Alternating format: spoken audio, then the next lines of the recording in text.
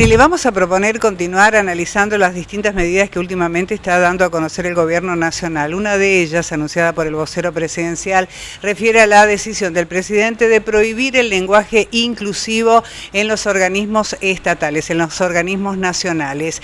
Y para conocer acerca de esta medida, cuál es su apreciación, fundamentalmente estamos en una comunicación a través de videollamada con la señora Claudia Peiró. Ella es licenciada en Historia, desde el año 1990 se dedica al periodismo y es redactora y editora en el diario nacional Infobae. Y es de aquí de Resistencia. Señora Peiró, muy buenas noches. José Novo Elsa Llosa, la saludamos de Noticiero 9. ¿Cómo está usted?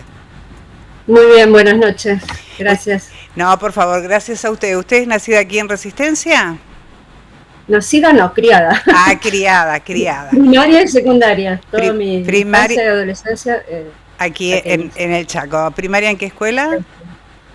La de Raúl B. Díaz. La escuela de niñas, número 2. ¿Y la secundaria? Ex de niñas y nacional. Y el Colegio Nacional José María Paz. Muy bien, lindo conocer esos datos. Bueno, sí. Y nos gustaría conocer su opinión con respecto a esta decisión del Gobierno Nacional de la exclusión del lenguaje inclusivo, Claudia, en todo lo que tenga que ver en la comunicación dentro de la administración pública.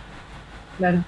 Yo lo que diría, lo que me parece sorprendente es que hayamos llegado al punto de que haya que prohibirlo, porque es decir, eso significa que se ha avanzado esta moda, ¿no?, de deformar el idioma y la pretensión de que es necesario hablar de esa forma para incluir o para referirse, ¿no?, al conjunto de la población.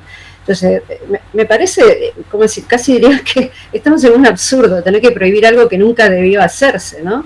Porque yo creo que todo lo que es oficial, de la misma forma pienso de las universidades que lo están promoviendo también en muchas del lenguaje inclusivo, o las escuelas, es decir, es algo absurdo que la gente en la calle o los jóvenes empiecen a hablar de una manera, ¿no?, usar una jerga. Sabemos que siempre, ¿no?, la juventud tiene modas y modismos de hablar, es una cosa, ¿no?, pero otra es que eso lo adopte la academia, el gobierno, la educación. Es decir, eso me parece algo absurdo. Así que la medida me parece bien. Lo que digo es que lo que me parece grave es que hayamos llegado al punto de tenerlo que prohibir para evitar que se deforme de esa manera el idioma, ¿no? Porque sabemos que el lenguaje inclusivo es o bien una redundancia, ¿no? Es decir, estar todo el tiempo diciendo, por ejemplo, el empleado y la empleada, ese doblaje, que sabemos que en la escuela nos enseñan que la redundancia está mal. Bueno, el lenguaje inclusivo es redundante. O bien deformante, porque decir les chiques es una deformación del idioma, que puede ser muy simpática en la calle, pero no existe que se lo haga oficialmente, ¿no? Exacto. O el uso de los X como si fuera una vocal, que es algo impronunciable. Exacto, ¿no? Y además uno piensa, ¿por qué se avanzó tanto en esto, en este tipo de exigencia y de obligación de hablar de esa manera, cuando el lenguaje tiene que ir adoptando cuestiones naturales que se van dando en la comunicación de las personas, cuando todas las academias de lengua y demás lo consideraban totalmente nocivo, pérdida de comprensión inclusive, y pérdida de tiempo, mucho tiempo para hablar con los las y demás, ¿no? ¿Cómo avanzó eso? ¿Por qué la sociedad argentina o los gobiernos o las autoridades avalaron este avance que en definitiva traía más problemas que soluciones, ¿no?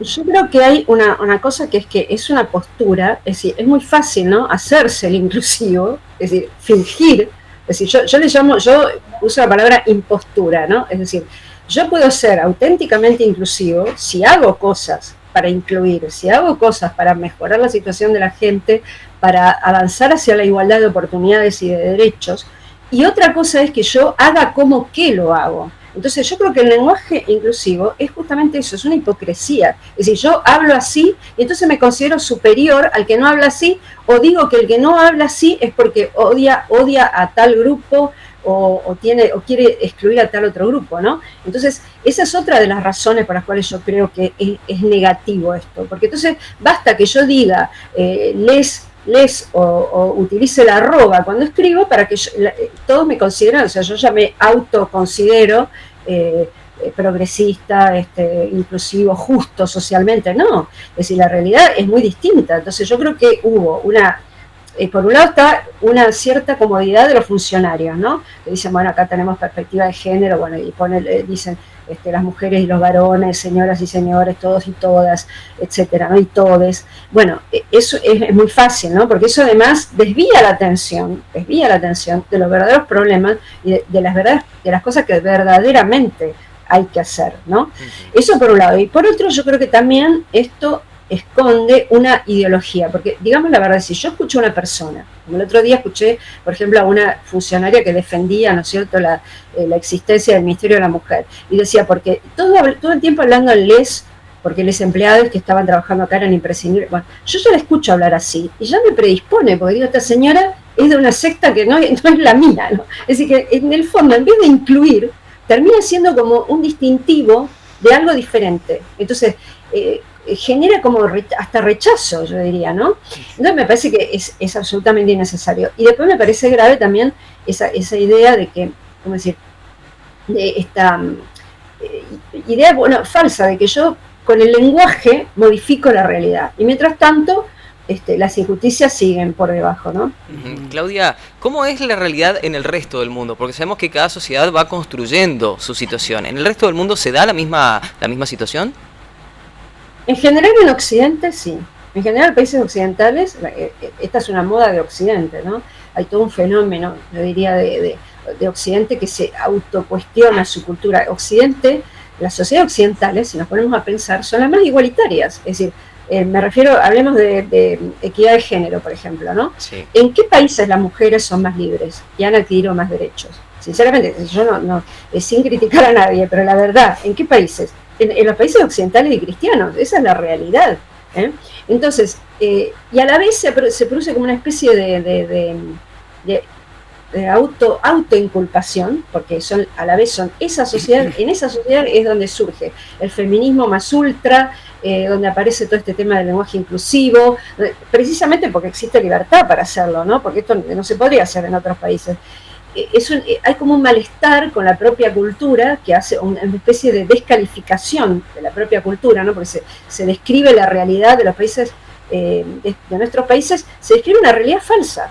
Por ejemplo, si yo escucho a las feministas, ciertas, sobre todo algunas, no digo todas, las escucho describir la situación de la mujer, parece que estamos en el peor de los mundos. Y la Argentina, al contrario de lo que ellas dicen, es en América Latina seguro el país más avanzado en la materia. Lo fue siempre, no que lo es ahora.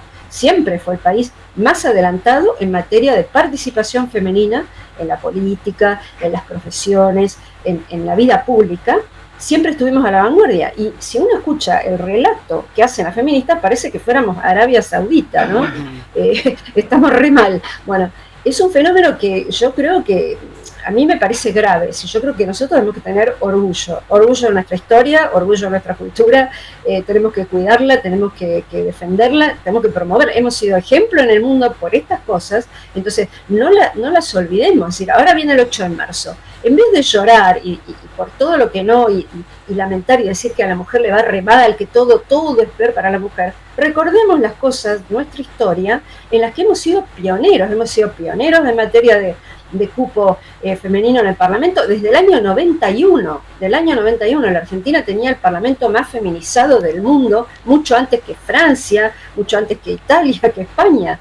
Entonces, no contemos algo que es falso. A veces se dice que éramos el país más rico, no, eso no es verdad. No fuimos nunca el país más rico del mundo, pero sí fuimos uno de los países más igualitarios en materia de género. Eso es indiscutible. Entonces, no reescribamos la historia, no la deformemos.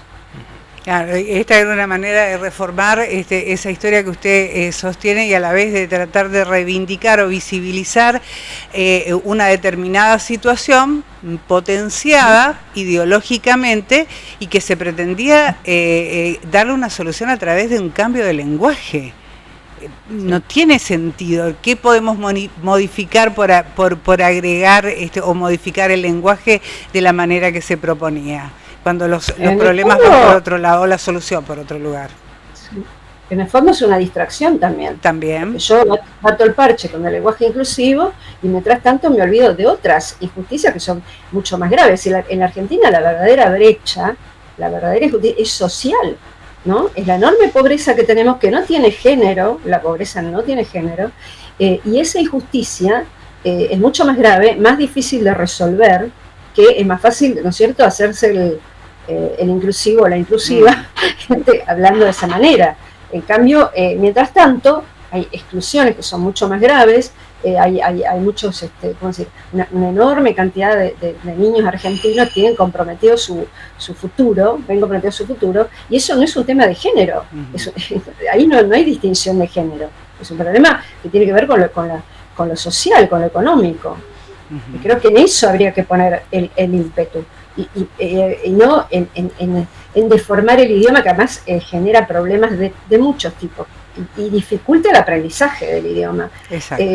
Qué sé yo, hace que el chico se confunde, porque, ¿no es cierto?, uno le enseña en la escuela o trata de enseñarle una cosa y después resulta que vienen otros, no sé, maestros, otros textos deformados o cuestiones que no tienen que ver, ¿no? Y además que el lenguaje inclusivo no tiene reglas claras, no tiene reglas claras, ellos mismos se equivocan, dicen cualquier cosa, o sea, a veces quieren desdoblar y se equivocan, entonces no es un lenguaje con reglas claras y concisas, y ¿cómo decir? El idioma tiene que ser claro, conciso y ahorrativo, ¿no? No lo contrario. Claro. Y las sugerencias o los cambios deben venir de abajo, ¿no? De la sociedad para arriba. Claudia, también en todos los organismos públicos, es decir, entonces los establecimientos educativos no se va a utilizar más en el lenguaje inclusivo, ¿no? No debería. Las universidades son autónomas, ¿no? Pero me parece gravísimo que en la universidad, que es donde uno tiene que encontrar, digamos, lo más excelso, ¿no es cierto? Porque ya después tenemos la calle para deformar el idioma, para ver cosas. En la universidad nos tienen que dar lo excelente, ¿no? Lo mejor. Y me parece gravísimo que haya universidades que toleren. Me parece, por ejemplo, a mí, si yo fuera profesora en la universidad, me parecería insultante que me obliguen a aceptar que un alumno me entregue un trabajo escrito en un español que no es el que corresponde, ¿no?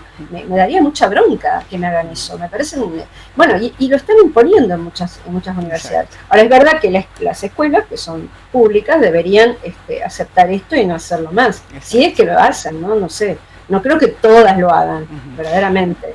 Quiero creer. No. Ojalá. Pero bueno. Y qué desviación, ¿no? En torno a hacer hincapié en una situación cuando, a raíz de estos exámenes internacionales, las pruebas PISA y demás, han demostrado que los alumnos en la República Argentina, en su gran mayoría, no pueden comprender un texto. Entonces esto complica aún más, creo yo, la comprensión, ¿no? De todo lo que están estudiando. Así que bueno, esperemos que esto sea para construir mucho más, mejorar y tener nuestro español tan lindo como es, así como lo aprendimos nosotras en la escuela primaria, ¿no? Sin todos estos agregados que nos complican bastante. Sí, gracias. Bueno, Claudia, le agradecemos muchísimo su tiempo, ha sido usted muy amable. No hay por qué, gracias a ustedes.